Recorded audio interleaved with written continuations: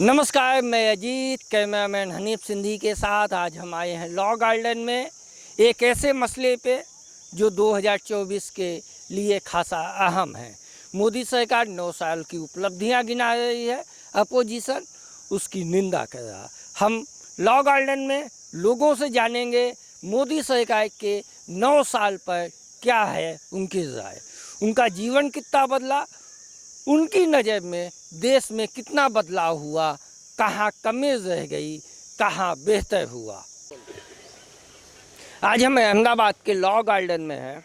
अहमदाबाद का law garden Ahmedabad के सबसे पुराने गार्डन में से एक है और हमारे साथ समाज के एक ऐसे तबके के लोग हैं जो समाज को दशा और दिशा देते हैं। उनकी ओपिनियन, उनकी सोच, उनके विचार समाज को भी प्रभावित करते हैं क्योंकि उनने जीवन का एक लंबा अनुभव इस समाज को दिया है, उससे सीखा है, उसे सिखाया है। आज हम बात करेंगे मोदी सरकार के 9 साल। तो सर, आपका नाम क्या है और आप मोदी सरकार के 9 साल को कैसे देखते हैं? हिम्मतलाल कांतिलाल दोषी। दोषी साहब, आप मोदी सरकार के 9 साल को कैसे देखते हैं? 9 साल में मोदी सरकार ने 90 वर्ष जैसा इंडिया को इतना दिया और इतना ऊंचे ले गए कि अपने इमेज नहीं कर सकते कि मोदी ये कर सकता है। किस फील्ड में हम इतने ऊंचे चले गए कि आउट ऑफ इमेजिन है? सब फील्ड में, छोटे बड़े, कोई भी राजकारणी हो, गरीब हो, पैसा वाला हो, व्यापारी हो, सबको खुश है। वो आदमी ऐसा है जिसके आगे पीछे कोई नहीं है, वो ही ऐसा काम कर सकता है।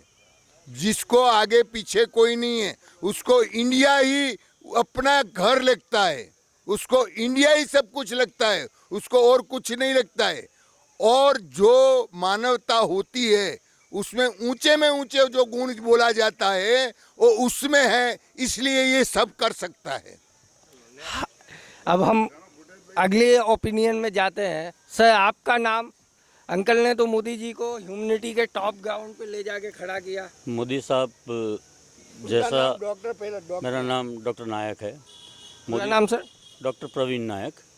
मोदी साहब जैसा लीडर शायद कई वर्षों के बाद मिला है।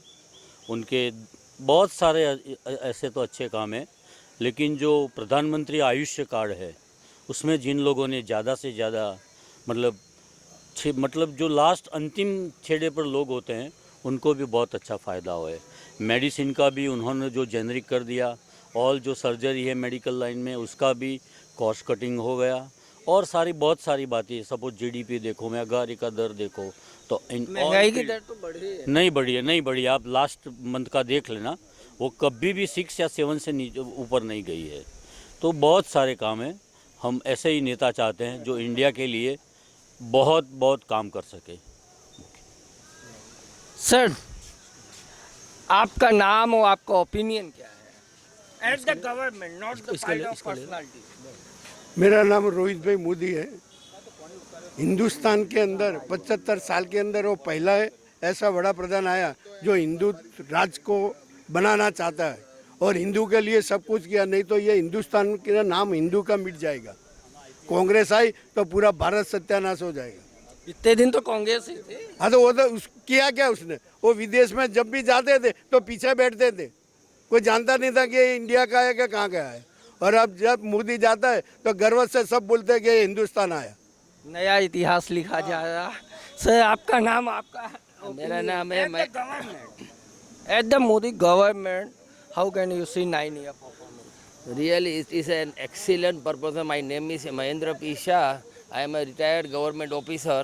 मैंने जो मोदी साहब का जो देखा, जो गवर्नमेंट में जो पहले चलता था वो मोदी साहब ने बहुत अच्छी रीत से ऑनलाइन सब रीत से जो पब्लिक के लिए जो सेवा और काम किया है, ऐसा कोई कर ही नहीं सकता है। कोई भी चीज़ आरटीओ में आप जाओ, कॉरपोरेशन में जाओ, कोई भी डिपार्टमेंट में जाओ तो सिंसियरली अभी सब वर्क चालू हो गया है। Really it is a thankful to Modi साहब। He should stay long for more 4 years। लेकिन आपने जो डिपार्टमेंट के नाम गिनाए, it's a subject to state. इसका क्रेडिट तो सेंटर को कैसे दे सकते हैं? सेंट्रल को आईटीओ का सेंटर से क्या लेना देना? आईटीओ का सेंटर के लेना देना नहीं है, लेकिन गुजरात के अंदर तो सेंट्रल गवर्नमेंट डिपार्टमेंट मैं एनडीए की बात कर रहा हूँ। ये मोदी गवर्नमेंट के 9 साल की बात कर रहा हूँ, जो सेंट्रल गवर्नमेंट के डिपार्टमेंट है उनके परफॉर्मेंस पे बात कर रहा हूँ। उनके परफॉर्मेंस में जो रोड शूट्स बनाए, जो ब्रिज बनाए, जो ट्रेन के लिए जो सुविधाएं दिया, जो BRTS के लिए दिया, जो इलेक्ट्रिक AC कार है, ये जो बसें बनी, ऐसा अभी तक देखा नहीं है।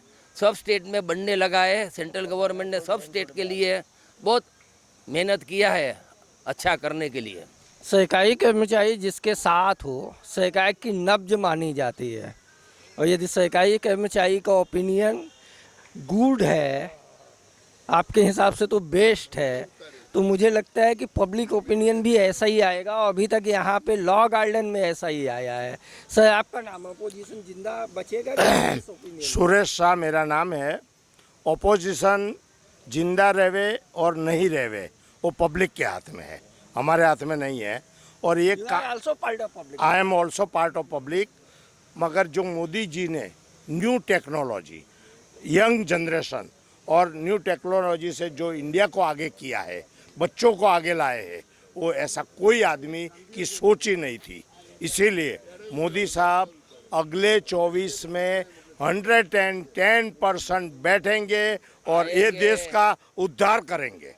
मोदी जी सरकार पे अपोजिशन चार्ज लगाता है कि ये अनडेमोक्रेटिक है, ये अपोजिशन की वॉइस को नहीं सुनते, पहलवान धरने पे हैं, किसान इतने दिन धरने पे थे, शाहीन बाग पे इतने दिन, अपोज का स्पेस खत्म होता जाएगा। देखो, ऐसा है कि अपने घर में भी अपने पास काफ़ी समस्याओं रहती है, फिर भी जिसको देखा जाए उसको ही देखते हैं अपने, बाकी को निगलेक्ट करके आगे जाना होता है। तो ऐसे मोदी हर एक छोटी छोटी चीज़ों को पकड़ के बैठ रहेगा तो देश आगे नहीं जाएगा। करेक्ट? ओह सर, इस 9 साल की सरकार को आप कैसे देखते हैं? 9 साल सारी बताऊँ ने, सारी जिंदगी मैंने अहमदाबाद में बढ़ाई हैं? फिर भी आपका नाम? ना पकड़ो, आने नहीं पकड़ो, पकड़ो नहीं। अबे ना पकड़ा सामान। मोदी जी ने क्या अच्छा किया मैं बताता हूँ। अच्छा एक ही किया, सारे हिंदुस्तान में 2 ही चीज़ उसने बहुत बढ़िया की। एक नोटों का ट्रांजैक्शन, और एक नोटबंदी में, फर्स्ट नोटबंदी में, समझते ना, फर्स्ट नोटबंदी में सारे देश को 50 दिन घुमाया। समझ? सही बात। और ये दूसरा टर्म में 9 साल हो गए, 9 साल के आस पे 100 दिन घुमा दे 2000 की नोट में। वो दफे रघु राजन ने 2000 की नोट जुलाई में बनाई थी और सारे देश के अंदर बैंकों में डलवा के दिवाली के बाद 8 नवंबर 2016 उसने 50 दिन के लिए बंद की। हमने सारे हिंदुस्तान को 500,000 की नोट गजवे में लेकर हर एक बैंकों में, हर एक गांव में, हर एक खुने में वापिस लेने के लिए हमारे जैसे को, हिंदुस्तान के 90% पब्लिक को 50 दिन बिजनेस ही नहीं किया, रुपया खाया, रुपया कम किया, गजवा साफ हो गया। और इसके बाद की बात करूं, उसने जो किया अच्छा किया, नोटों का रिएक्शन किया। मेरी बात ये मेरी राय है, सबकी मैं राय नहीं देखता हूँ। 90% के लिए हिंदुस्तान ने ट्रांजैक्शन में 100 और 50 दिन, 150 दिन घुमाया। 150 दिन का मतलब 6 महीना, 9 साल में 6 महीना ऐसा चला गया। एक बात, जब आप बैठे थे 435 रुपया अहमदाबाद में गैस का सिलेंडर का था। आज गरीबों के लिए 1100 रुपया हो गया। समझ लो, 1100 रुपये जो देश में 200-300 की आवक हर आदमी की 200 और 300 का 24 घंटा मेहनत करके 200-300 ही कमाते हैं और 1,000 रुपया का बाटला अभी है। समझ लो कि मेरा पगार 10,000 रुपया है, 1,000 बाटला में 10% चला जाता है, वो उसने ध्यान नहीं रखा। सारे हिंदुस्तान में आने जाने का जो मेरे गजवे में 25 रुपया जाता था वो अभी, मेरी बात सुनो, 50 रुपया चला गया। अच्छा जो करता है अच्छा करता है। अपोजिशन को पार्लियामेंट में तो बोलने का मौका मिलता नहीं है, तो बोल उनका छोकरा मोदी के राज में फिर से गाड़ी में आ गया। मेरे लड़के ने क्या किया, मैं सब लोगों की माफी मांगता हूँ। मेरे को आगे जाने की कोई जरूरत नहीं। आगे मोदी को चलने दो, मेरे को आगे जाने के लिए मेरी उम्र हो गई, मेरी उम्र हो गई है, मेरे को कोई जाने की जरूरत नहीं। फिर भी 600 रुपया का बाटला करे तो उसको कोई नुकसान नहीं पड़ता हिंदुस्तान में। मेरी बात सुनो आप, 600 रुपया बाटला चला जाए, सारे हिंदुस्तान रोटी अच्छी तरह से खावे, वो समझना चाहिए। ये गरीब देश है, नहीं सुखी देश है। नोटो मेरे गजवे में होवे या ना होवे, बाकी जिसको 200-300 में रसोड़ा होम घर का चलाना, उसके लिए 600 रुपया का बाटला एंड हो गया है। क्या आप समझते हो? वही समझना चाहिए, मोदी को वही समझना चाहिए। ज़्यादा ये डेमोक्रेसी की सबसे अच्छी बात है कि एक अपोजिशन के साथ मिले, बड़ी स्ट्रांगली अपनी बात कही और समर्थकों के बीच में कही। ये इंडियन डेमोक्रेसी है।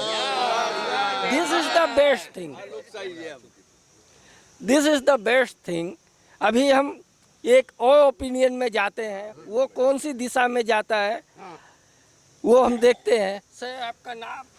अच्छा आपका हो गया। हाँ बोलो। मेरा नाम विजय भाई शाह है। जैसे अभी चंपक चाचा जी ने किया कि ये गरीब देश है, तो मैं कौन से एंगल से गरीब देश है ये सुनना चाहता हूँ। आज गरीब का गरीब आदमी हो, चाहे सर देश में पैदल रिक्शा चलाने वाला, हाँ, देश में 80 करोड़ लोगों को मुफ्त अनाज मिलता है और मुफ्त अनाज उसी को मिलता है जो बीपीएल में आता है। और बीपीएल का मेजरमेंट ये है कि जिसके पास साइकिल भी नहीं हो उसको मिलता है। यदि आपका 80 करोड़ लोग भूखा है, खाने के लिए नहीं है, तो देश गरीब तो है ना सर? खाने के लिए नहीं है सर। हाँ, आपकी बात बरोबर, पर वो 80 करोड़ को देते हैं, उसमें से 50 करोड़ तो ऐसे ही गवर्नमेंट का अधिकारी में बाय टू बाय हो जाता है। पब्लिक को तो क्या मिलता है? और जैसे बोलते हैं आज आम से आम आदमी है, मोदी पूरे देश में होल्ड। मोदी जी ने जिस तरह से सबको बताया, 370 कलम हटाई, और जैसे मोदी जी ने खर्चा बढ़ाया, भाव बढ़ाया, तो सामने आमदनी भी इतनी बढ़ा दी है, उसके सोर्स भी इतने बढ़ा दिए। आज छोटा से छोटा आदमी 12वीं कक्षा पढ़ के बाहर निकलता है तो वो पढ़ भी सकता है, सामने उसको 10, 12, 15 हज़ार की नौकरी भी मिल सकती है। ऐसे सोर्सेज खड़े कर दिए है। पहले 12 साल पढ़ने के बाद बाहर निकलने के बाद वो 500, 1000, 1500 की नौकरी का, जिसको सीधी आमदनी 15,000 रुपया हो गई है, वो मोदी जी के आभारी है। अच्छे दिन का यहाँ एहसास है, ये निजी है, सामूहिक है, मुश्किल है, लेकिन आपको अच्छे दिन आए हैं। के लिए मेरे को बात करनी है। क्राइम के लिए जो मतलब जो सोचते नहीं है वो, उसमें क्या करना चाहिए? इतने क्राइम बढ़ रहे हैं। आपका नाम? बराबर है, आपका नाम? शैलेश महादेविया। तो अभी 140 करोड़ की जो बस्ती है, तो 150 करोड़ हो जाएगी तो क्या होगा वो आप सोचो 10 साल में। तो क्राइम के लिए मैं बात कर रहा हूँ कि जैसे मोदी जी पूरे शहर में पूरे देश में घूमते हैं, मेहनत तो करते हैं इलेक्शन में आने के लिए, तो क्या करना चाहिए कि जो पुलिस कमिश्नर है, एरिया वाइज समझो कि west zone, south zone, west zone में पुलिस कमिश्नर, यहाँ का कॉरपोरेटर और साथ में जो भी है, मतलब मैं उनको घुमाओ, और जो भी जहाँ भी क्राइम होता है वहाँ पे उसका फटाफट वो पुलिस कमिश्नर वो उसको सही करे। लेकिन साहब क्राइम कम हो सकता है। ये अच्छा, देश के बड़ा प्रधान जो देश में घूम सकते हैं, तो अपना कमिश्नर और वो क्यों नहीं घूम सकते? सही, ये सब्जेक्ट टू स्टेट है ना, इसके लिए तो हमें भूपेंद्र भाई पे टॉक शो करना पड़ेगा। वो डिफेंस का काम है, सेंट्रल का सीक्रेट। तो तो मतलब में मोदी साहब को ग्राउंड लेवल पर सोचना चाहिए। अच्छा, home is the subject of. अच्छा, आपने रोड बॉम्बे में आप देखोगे तो वॉकिंग पे जो ऊपर जो ब्रिज बनते हैं, यहाँ पे है, अहमदाबाद में कोई नहीं है। आप सीनियर सिटीजन को समझो रोड क्रॉस करना है, कर सकते हैं? नहीं कर सकते। तो ऐसा बनाओ, ग्राउंड लेवल पर सोचो कि पब्लिक को क्या चाहिए। अच्छा, स्टेशन में हर एक रिक्शा खड़ी रहती है, आप स्टेशन में जाओगे सुबह तो आपको तकलीफ पड़ेगी जाने में, आधा घंटा 1 घंटा पहले जाना पड़ेगा। हाँ, तो ये सब सोचो, आप पब्लिक को ये चाहिए। ये एक्चुअल इशू है जो आम आदमी से जुड़े हैं, जिससे आप बड़ा बड़ा काम करो, बुलेट ट्रेन करो, अच्छी बात है, उसका सवाल नहीं है। जाएंगे तो सड़क से ही। हाँ, तो मतलब वो ग्रांड लेवल पर सोचो, उसका कॉर्पोरेटर, पुलिस कमिश्नर और जज, ये तीनों को एक घुमाओ हर एक एरिया में, तो क्राइम साहब 100% कम हो जाएगा। 150 करोड़ की बस्ती को आप कंट्रोल कर सकोगे। ये बड़ा ओपिनियन है और सॉलिड ओपिनियन है, नीड टू पीपल है। बड़ा प्रधान जो घूम सकता है, मेहनत करता है ना, तो कमिश्नर क्यों नहीं कर सकता है? बिल्कुल सही बात है। और अहमदाबाद के इंचार्ज कमिश्नर यदि इस वीडियो को देखेंगे तो मुझे लगता है कि उस पर ये ध्यान भी देंगे। सर, आपका नाम? यासीन भाई। यासिन भाई, नज़दीक आइए, आप अलग क्यों हैं? मोदी सरकार के 9 साल को आप कैसे देखते हैं? और गरीबी बढ़ गई है ज़्यादा। अब तो जो ये सरदार पटेल जो स्टेचू बनाया है, संसद बनाया है, तो चलो ये पैसे गरीबों में काम में लेने थे। आज गरीबी इतनी बड़ी है तो ये पैसा गरीबों के अंदर काम में यूज़ किया होता। वहाँ पे भी जो स्टेचू बनाया, वहाँ कितने गांव ख़त्म कर दिए, कितने लोगों को वहाँ से खलास कर दिए, ज़मीनें उनकी चली गई, सब रोते रहे। तो काम ऐसा करोगे जो गरीबों के फेरों में हो। जैसे अभी केजरीवाल कर रहा है वहाँ पे दिल्ली में, दवाएं मुफ्त, बसों की जाने का सब। ऐसा काम करो कि जो गरीबों के हक में हो। हमारा तो कोई लेना देना नहीं है। यासिन भाई ने बड़ी बात कही है। स्टैच्यू ऑफ यूनिटी के अगल बगल के जो गांव थे वो उजड़ गए, और जब बड़ी इमारतें बनती हैं तो उसका खामियाजा एक ऐसा तबका हमेशा उठाता है जो ना किसी से कह पाता, ना उस पीड़ा को सह पाता। आपका नाम सर? जावेद। जावेद भाई, आप यूथ हैं, आप बड़ी बातें हुई, इकोनॉमी की बात हुई कि इकोनॉमी टॉप पे चली गई, जन्नत बन गया। आप इसको कैसे देखते हैं? आपके जीवन में क्या चीज़ है, जैसे ये गरीब जो है ना, जिसे आधार कार्ड लेके जाता है ना, जैसे माँ योजना, तो ये क्यों नहीं चलाता है हॉस्पिटल के अंदर? आयुष्मान योजना है पर नहीं चलता है सर। कौन हॉस्पिटल? हाँ, वो हॉस्पिटल में बोलते 11 यानी अच्छी, जैसे हाँ सर, हाँ, तो फिर इसके हिसाब से अभी तुम जाओ LG में तो उसके लिए धक्के खाने पड़ते हैं गरीब आदमी। तो उसका बड़ा कारण ये जो लोग डॉक्टर मानते हैं कि उसका जो बजट है वो इतना कम है कि अच्छी हॉस्पिटल उसको। योजनाएं तो बनती हैं पर योजनाओं का अमल नहीं हो रहा ना, उसका क्या करेंगे? योजना तो हर चीज बना के बैठ जाएंगे। जैसे अभी SPV बना है, तो जैसे जो जूना है वेस, तो उसको जो बनाओ ना अच्छा, तो गरीब आदमी के लिए सबसे अच्छा है। इसके लिए वो हिसाब से अब ये आपने देखा कि एक जमीनी बात है। 9 साल किसी सरकार के लिए कोई बहुत बड़ी बात नहीं है। अभी पहले मैंने जो बोला मेरी राय थी, अभी किसी को कोई दुख लगे, सारे हिंदुस्तान में ऐसे हैं नहीं, कभी एक पॉइंट पे मेरे को जो तकलीफ होए तो मेरी उम्र के हिसाब से मेरा भी घर पे जाना, बाहर रहना बहुत तकलीफ पड़ेगी। इसलिए सारे देश को माफ़ी मांगती हूँ और मोदी को मैं पहले माफ़ी मांगता हूँ। वो मेरा नम्र विनती कि आपने मेरे साथ किसी को दुश्मनी नहीं होनी चाहिए, वो मेरी राय है। मैंने एक दफ़े बोल दिया कि 600 का बाटला गरीबों के लिए बनाना, कोई तकलीफ नहीं है। मैंने खाने पीने की कोई मेरे को तकलीफ नहीं है, पर सारे हिंदुस्तान की विचारसरणी से मैंने अरे फिर भी मैंने जो ज़्यादा बोल दिया वो मैं माफ़ी मांगता हूँ सारे हिंदुस्तान की और मोदी की कैबिनेट की 542 सभ्यों की। मैंने राय जो पहले दी थी, पहले मैं 542 की राय को दी थी, वो भी मैं ख़त्म करता हूँ और मैं घर पे चला जाता हूँ, आराम से सोऊंगा, हिंदुस्तान मोदी के साथ जीऊंगा। और ये मेरा अच्छे में अच्छा इंसान है, वो भी गुजरात का, मैं भी गुजरात का।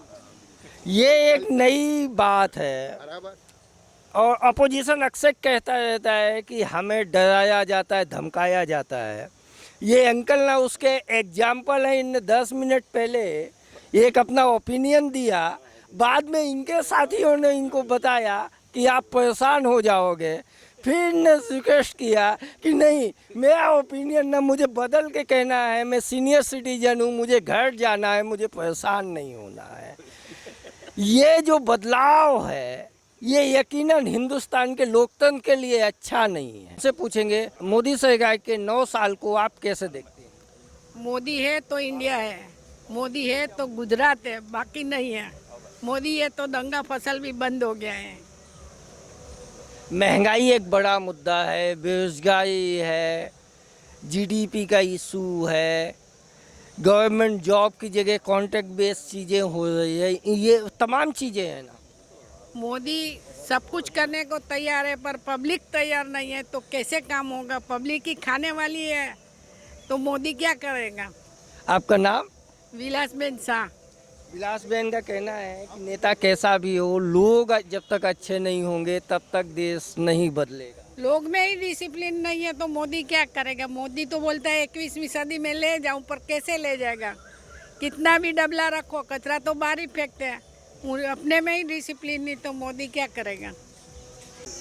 आपका नाम और मोदी सरकार पे आपका 9 साल पे आप क्या कहेंगे? मेरा नाम श्याम सुंदर व्यास है और मोदी सरकार ने बहुत अच्छा कार्य कर रही है।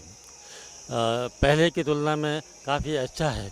अब हर काम में कुछ तो टाइम तो लगता ही है, एकदम में कोई काम नहीं होता है। बहुत से कानून इन्होंने जो निष्क्रिय थे उस कानून को हटाया है और नए नए कानून बनाए हैं। और भारत की जो इमेज है वो विदेशों में बहुत अच्छी बनी हुई है और डेवलपमेंट के भी काम करते हैं। डेवलपमेंट का जो भी काम मोदी सरकार करती है वो किसी वर्ग विशेष को ध्यान में नहीं रखती है, जनरल काम करती है, जिससे सारे लोग विभिन्न समुदाय के, विभिन्न आय वर्ग के लोगों को उसमें बड़ा फ़ायदा होता है। जैसे मेट्रो ट्रेन का प्रोजेक्ट है, बुलेट ट्रेन का प्रोजेक्ट है और भी जैसे मनी ट्रांसफ़र का है। मुझे अच्छी तरह से याद है, जब मैं छोटा था तो हमारे यहाँ पानी के बिल और बिजली के बिल आते थे तो उन बिल को कलेक्शन करने के लिए उनका डिपार्टमेंट का ही आदमी ऑफिस खोल के बैठा रहता था, वो समय पे नहीं आता था। तो जब बिल जमा करना होता है तो ऑफिस से आधा दिन की या 1 दिन की छुट्टी लेना पड़ता या 1-2 घंटे लेट आना पड़ता है। आज उन्होंने ऐसा सिस्टम बना दिया है कि वहाँ जाने की ज़रूरत नहीं है, आप घर बैठे ही ऑनलाइन पेमेंट कर देते हैं। ये बहुत बड़ी सुविधा है। जैसे अब टिकट का सिस्टम है, पहले रेलवे का कहीं जाना होता है, रेलवे डिपार्टमेंट का रिजर्वेशन कराने पर जाना पड़ता था, लाइन में खड़ा होना पड़ता था, बहुत लाइन लगती थी, है ना, तो बहुत समय ख़राब होता था। वहाँ का जब बाबू होता था वो जान पहचान वालों को अपने घर से ही पैसे लेके अपना टिकट शाम को दे पैसा जेब में डाल देता है। अब ऐसी व्यवस्था कर दी है कि ये सब ख़त्म कर दिया, ऑनलाइन अपने हिसाब से और रिफंड पॉलिसी वगैरह से ये सब कर दिया। ठीक है, थोड़ा बहुत कभी कभी उस सिस्टम में प्रॉब्लम हो सकता है, तो इससे लोगों को बहुत राहत मिली तथा मनी का ट्रांसफ़र भी, मनी का प्रिंटिंग का काम भी रुक गया। हमारे साथ एक युवती है, वो 2 वर्गों को रिप्रेजेंट करती है, यूथ भी है, वुमेन भी है। आपका ओपिनियन क्या है? मेरा ओपिनियन मेरा नाम दिव्या व्यास है। मेरा ओपिनियन जैसे वुमेन रिप्रेजेंटेशन का है तो जैसे अब की बार ऑल ओवर इंडिया जो टिकट्स वगैरह दिए हैं हर एक पार्टी ने, भले वो बीजेपी हो या कोई भी हो, तो इतना उन्होंने महिलाओं को टिकट नहीं दिया, इतना रिप्रेजेंटेशन नहीं दिया जितना कि उनको रिप्रेजेंटेशन देना चाहिए। उन्होंने केवल वोट बैंक के तहत जो उनको सही लगा उन्होंने उनको टिकट्स दिए। पहली बात तो ये है। सेकंड, रेलवेज़ के फ्रंट में कुछ हो नहीं रहा है। जैसे अभी उड़ीसा के अंदर एक्सीडेंट हुआ, तो अगर हम चाइना से कंपेयर करें अपने रेलवेज़ को, तो अपना जो रूट है रेलवेज़ का वो टोटल 68,000 किलोमीटर्स है, जबकि चाइना में 1,22,000 किलोमीटर्स है। अपने यहाँ पे जो एवरेज स्पीड है ट्रेन्स की वो 50 किलोमीटर्स पर आवर है, जबकि चाइना या दूसरी कंट्रीज़ में देखें तो 250 किलोमीटर्स पर आवर है। फिर भी उनके वहाँ पे इतने भयंकर एक्सीडेंट्स नहीं होते जितने अपने यहाँ पर होते हैं। तो मेनली जो प्रॉब्लम है वो कंजेशन की है और ओवरलोडिंग की है। तो मोदी गवर्नमेंट को रेलवे के ऊपर काम करना चाहिए, नए ट्रैक्स बनाने चाहिए, नए रूट्स बनाने चाहिए और कवच सिस्टम को ऑल ओवर इंडिया हर जगह लागू करना चाहिए, ताकि इन फ्यूचर हमारे सिटीजन्स को इतना सफ़र नहीं करना पड़े। जैसे कि अभी इस एक्सीडेंट के अंदर 300 लोगों की डेथ हो गई है। आपने रेलवे की बात की है, रेलवे में एक बड़ा मसला है, पोस्ट खाली हैं एक लंबे समय से, नई वैकेंसी का इशू है। हाँ, तो एक्चुअली ये रेलवेज़ के अंदर नहीं है, ये हर एक डिपार्टमेंट के अंदर है। इवन अगर हम बैंक्स की बात करें तो ये बैंक के अंदर भी लागू होता है। जैसे कि जो भी सरकारी स्कीम होती है, जैसे अभी प्रधानमंत्री सवा निधि वगैरह चल रही है, जन धन खाता है, कुछ भी होता है, तो गवर्नमेंट सबसे पहले क्या करती है कि सरकारी बैंकों को ही पकड़ती है, उनके थ्रू जो भी स्कीम्स होती है वो लागू करती है और फिर एनपीए वगैरह ज़्यादा बढ़ जाते हैं तो लॉस किसको होता है, वापस बैंक को होता है। और जब बैंक वाले गवर्नमेंट के पास जाते हैं अपने वेतन वगैरह बढ़ाने के लिए, सेटलमेंट के लिए, तो उस समय वो उनका वेतन इतना नहीं बढ़ाती है। तो बैंक, और उस समय वो बोलती है प्राइवेटाइजेशन करनी है, तो उस समय वो यही बोलते हैं कि बैंक लॉस में चल रही है इसीलिए हम प्राइवेटाइजेशन कर रहे हैं। लॉस में क्यों चल रही है, उनके कारण ही चल रही है, उनकी स्कीमें लागू करने के लिए चल रही है। तो न केवल रेलवेज़, हर एक गवर्नमेंट डिपार्टमेंट में वैकेंसी ज़्यादा होती है, रिक्रूटमेंट कम होता है, लोग बेरोज़गार होते हैं, लोग बाहर बैठे रहते हैं जिनको रोज़गार नहीं मिलता, और जो अंदर बैठे हैं वो ओवरलोडिंग होती है, ओवर वर्क करते हैं। तो ये दोनों तरफ से समाज के लिए हानिकारक है, क्योंकि डे बाय डे फिर गरीबी बढ़ती जाती है, क्राइम होता जाता है। तो अल्टीमेटली सफ़र कौन करते हैं, सिटीजन्स करते हैं। और नेता लोग होते हैं वो केवल अपने पैसे बनाने में लगे हुए, अपना घर और दौलत वगैरह लेके बाहर विदेशों में बैंकों में जमा करते हैं। ये एक बड़ी बात है। इंडियन डेमोक्रेसी की खूबसूरती देखिए, एक ही घर के दो लोग हैं और दोनों के ओपिनियन अलग अलग हैं। This is the beauty of Indian democracy. हमारे लोकतंत्र की जड़ें जो हैं वो बेहद गहरी हैं। अंकल ने अतीत देखा है, इनको भविष्य की चिंता है, यही खूबसूरती है। एक परिवार है, हम उनसे बात करेंगे मोदी सरकार के 9 साल में। मैम, आप 9 साल को कैसे देखते हैं एक नागरिक के तौर पे? मेरा नाम है डॉक्टर वंशिका और मैं मोदी सरकार से बहुत ही ज़्यादा खुश हूँ, क्योंकि उन्होंने इतना इंडिपेंडेंट बना दिया है सबको कि आजकल किसी के ऊपर भी डिपेंड होने की ज़रूरत नहीं है। इन दिस सेंस मैं सबसे पहले इम्पोर्टेंट दूंगी डिजिटल पेमेंट को, जो इंडिया डिजिटल बनाया उन्होंने। आज कहीं पर भी हम कहीं पे भी किसी भी तरह से कोई भी पेमेंट कर सकते हैं और सेफली कर सकते हैं। पहली बात तो सेफ है और दूसरा डिजिटल, आपको कैश नहीं लेके जाना पड़ता और हर जगह अवेलेबल है, चाहे वो सब्जी वाला हो, चाहे चाय वाला हो, कितना छोटे से छोटा या बड़े से बड़ा बिजनेस हो, कहीं पर भी वो अवेलेबल है। सबसे इम्पोर्टेंट, मैं खुश हूँ उन्होंने डिजिटल पेमेंट स्टार्ट किया है। आप MBBS? नहीं, मैं फिजियोथेरेपिस्ट हूँ। फिजियोथेरेपिस्ट हैं। डॉक्टरों की एक बड़ी समस्या है, पोस्ट वैकेंट है, एटमॉस्फेयर नहीं है, गवर्नमेंट हॉस्पिटल की जो हालत है वो कहनी नहीं। और जो आयुष कार्ड आया उसका पेमेंट बड़ा लेट आता है, उसका पेमेंट इतना लो है कि अच्छे डॉक्टर उस पर जाना नहीं चाहते। नहीं, आयुष कार्ड में पेमेंट लो का भी एक रीज़न है। वो रीज़न ये है कि वो जाता है वेरिफिकेशन में और इन्वेस्टिगेशन होता है, क्योंकि काफ़ी लोग उसका मिसयूज़ करते हैं। क्योंकि मैं खुद एक इंश्योरेंस इन्वेस्टिगेशन से बिलोंग करती हूँ, कंपनी से, और मुझे पता है वहाँ पे किस तरह के फ्रॉड होते हैं। कंपनीज जो आयुष कार्ड को लेकर के होते हैं, लोग अपने उनकी इनकम है उसके अलावा भी वो ऐसे इनकम दिखाते हैं ताकि उनको आयुष कार्ड दे दिया जाए और उस पर उनका ट्रीटमेंट किया जाए। लेकिन ये प्रोसेस तो कार्ड हासिल होने के पहले की है ना। जब आप एक डॉक्टर का उससे क्या लेना देना, उसके यहाँ कोई पेशेंट आया, उस आपके हॉस्पिटल में कोई पेशेंट आया, आपने उसका ऑपरेशन किया, ऑपरेशन आपको करना है, वो पार्ट ऑफ ड्यूटी है। उसके बाद जब पेमेंट का टाइम आता है, इन्वेस्टिगेशन तब आता है, उसके बाद उसका जो बिल है, एक तो पहले से लिमिटेशंस तय हैं और वो मार्केट रेट से काफ़ी कम है, फिर उसमें कट हो जाता है, तो डॉक्टर तो इस झंझट में कहाँ से पड़ेगा? ठीक, डॉक्टर झंझट में नहीं पड़ेगा, उसने तो इन्वेस्टिगेशन, उसने तो ट्रीटमेंट करा, ठीक है, लेकिन उससे पहले क्या होगा, वो कार्ड जब इशू हो जाता है उस टाइम पे कोई नहीं देखता है। ठीक है, इन्वेस्टिगेशन होगा तब पता चलता है कि ये कार्ड इशू कैसे होता है। तो वो बिल तो अटक जाता है ना, बिल तो अटकेगा ही ना जब तो तक उसका प्रोसेस पूरी नहीं होगी। उसका पेन तो डॉक्टर को हॉस्पिटल को लेना होगा ना। लेना तो पड़ेगा और दूसरा पेशेंट को भी बेयर करना पड़ेगा, लेकिन अगर जेन्यून है तो ऐसा भी है कि उनको पूरा का पूरा पैसा मिलता भी है। ऐसे भी केसेस हैं जहाँ पर लेकिन वो जेन्यून मार्केट रेट से तो कम है ना सर। मार्केट रेट से तो कम। हार्ट का ऑपरेशन कराइए तो आयुष की जो लिमिट है और जो मार्केट की हॉस्पिटल की नॉर्मल रेंज है उसमें लगभग 1.5 गुना का अंतर है। तो ठीक है ना, गरीब लोग कहाँ से हेल्प ले पाएंगे? जिनको चाहिए आयुष कार्ड में हेल्प, जो एंजियोप्लास्टी 3 लाख रुपए में होती है, अगर वो आपको 1.5-1.25 लाख में हो जाती है तो वो तो सरकार की तरफ से गिफ्ट ही है ना उनके लिए। लेकिन ये तो कॉस्ट ऑफ लाइफ पे सवाल है ना। यदि 3 लाख का आप 1.5 लाख में 10,000 में बल्ब डलाएंगे वो चलेगा कि? उसकी फैसिलिटी भी तो मिलेगी। नहीं, वॉल्व तो वही होते हैं। अमेरिका देखिए, कनाडा देखिए, सोशल स्कीम्स इतनी बड़ी लेयर पे खर्च होती है, उसकी तुलना में हेल्थ पोजीशन में हम कहाँ खड़े हो? हेल्थ पोजीशन में हम खड़े भी हैं और काम चल भी रहा है। ऐसा नहीं है कि हमने कुछ प्रोग्रेस नहीं किया है, हम अभी उसके लेवल पे आ ही रहे हैं। इंडिया हमारा फॉरेन के लेवल पे आ ही रहा है। आपका ओपिनियन क्या है? लाइक मुझे बहुत अच्छा लगा। सबसे पहले तो उनका डीमोनेटाइजेशन जो उन्होंने किया, तो दैट विल बी, बहुत सारे फ्रॉड्स कम हुए, नोट बंद हुए थे, डीमोनेटाइजेशन, तो नोट बंद हुए थे, उसकी वजह से बहुत मनी लॉन्ड्रिंग जो भी हो रही थी, तो दैट्स विल बी बेनिफिशियल। आपकी फ्यूचर प्लानिंग कहाँ की है? अब्रॉड जाके हायर एजुकेशन? नहीं, अभी अब्रॉड का तो नहीं सोचा है मैंने, इंडिया में ही रहूँगी। ये बड़ी बात है यदि कोई यूथ अब्रॉड के लिए नहीं सोच रहा है।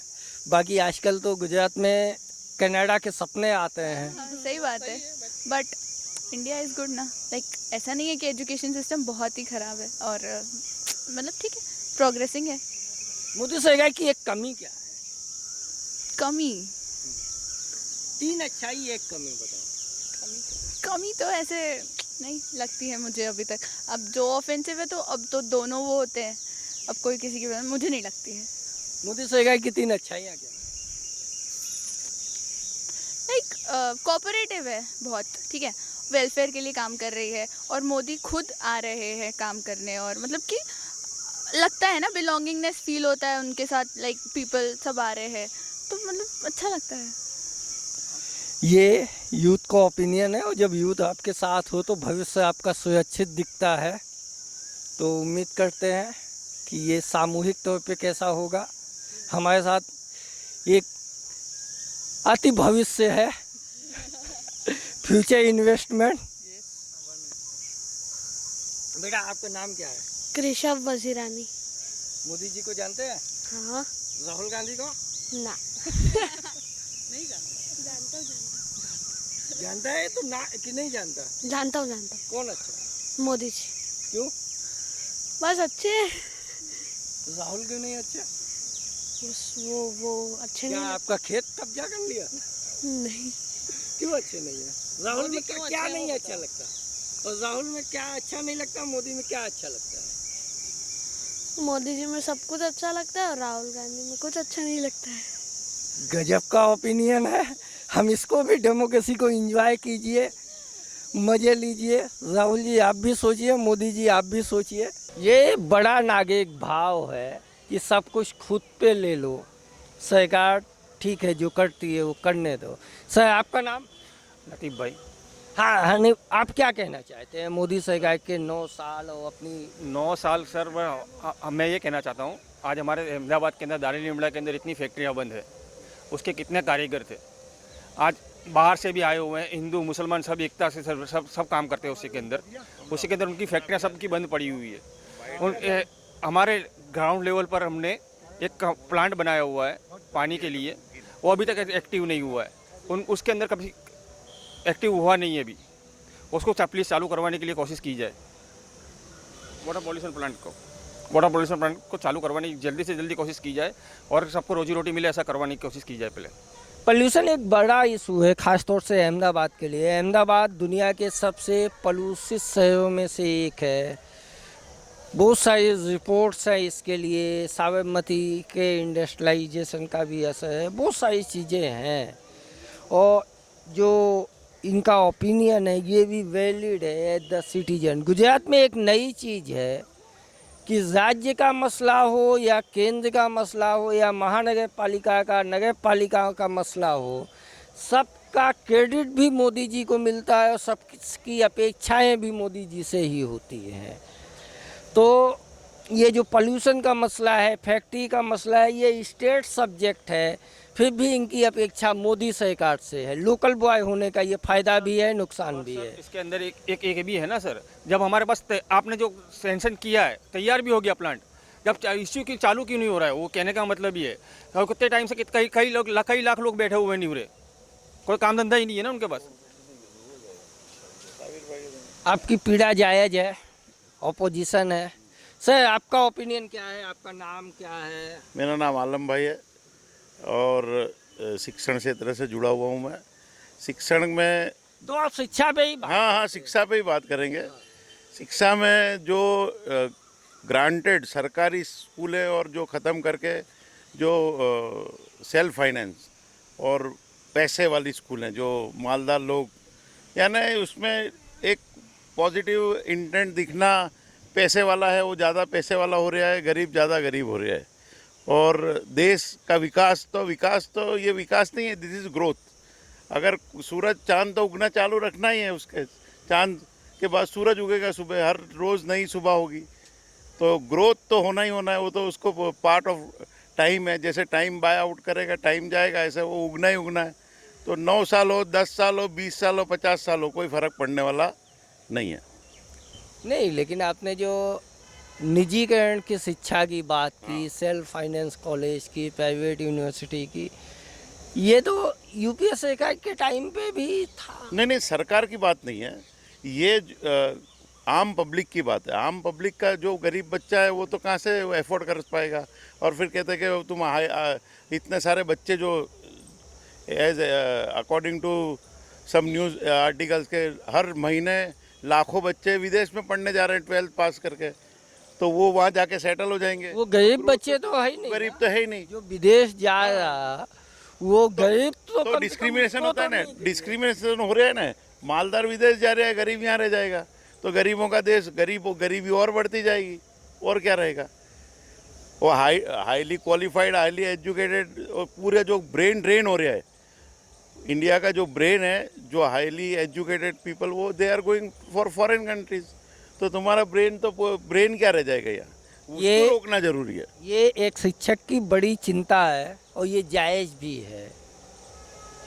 IIT, IIM, इंडियन के बेस्ट इंस्टीट्यूशन से पास आउट लोग भी अच्छे पैकेज के लिए विदेश जा रहे हैं। सिर्फ अच्छा पैकेज नहीं, अच्छी लाइफस्टाइल, अच्छा, और सबसे बड़ी बात है कि security. UAE is a country where there is a autocracy. Even then, people are going there. There is no democracy over there.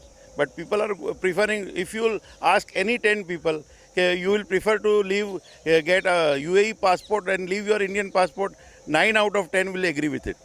That's the main thing. You have to create more and more attraction to stay the people over here only. Because this is your motherland. For the name of sake of votes and everything, motherland is used. But for living, you just ask any 10 people and they'll be preferring for any damn passport other than India. They will be ready for that. They are not going to stay for the motherland for that reason. That is the main thing. You have to take care about that. That is the main thing. And for future of the country, that is also the brain drain is going to be happen. With no brains, what is the help of the country then?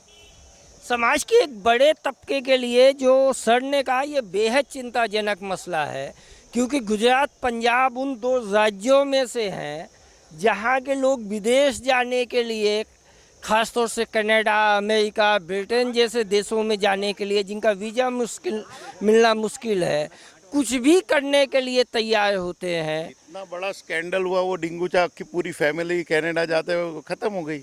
But even then, there are lots and lots of people who are going ready to go to America, United States at any cost, कुछ भी करके, चाहे वो उनको बोलो कि चल के चले जाओ तो दौड़ के चले जाएंगे। तो ये क्या अट्रैक्शन तुमने क्रिएट किया कंट्री में रहने के लिए? लोगों को अट्रैक्शन होना चाहिए। पब्लिक बाहर से इंडिया का वीज़ा लेने के लिए आनी चाहिए। इंडिया के वीज़ा, बाहर के कंट्री के वीज़ा के लिए लाइन लगती है रोज़। 1000 और 2025 तक का वो वेटिंग शेड्यूल है, फिर भी लोग रेडी है। और उसके अलावा इलीगल इमिग्रेंट्स के तरीके से भी लोग जाने तैयार है। That is the main concern. ये आपने देखा मोदी सरकार को लेके अलग अलग ओपिनियन है, सबकी अपनी सोच है, सबके सोच के पीछे का कोई कारण है, लेकिन इन सब के बावजूद डेमोक्रेसी के लिए सबसे अच्छी बात यही है कि मल्टी ओपिनियन बने रहने चाहिए। और वो यहाँ हमें आज लॉ गार्डन में भी दिखा। हम एक बार फिर किसी नए मुद्दे पे, किसी नए गार्डन में, किसी नए मेहमानों के साथ मुखातिब होंगे, उनकी राय आप तक पहुंचाएंगे। तब तक के लिए इजाज़त दीजिए। मैं अजीत, कैमरा पर्सन हनीफ सिंधी के साथ।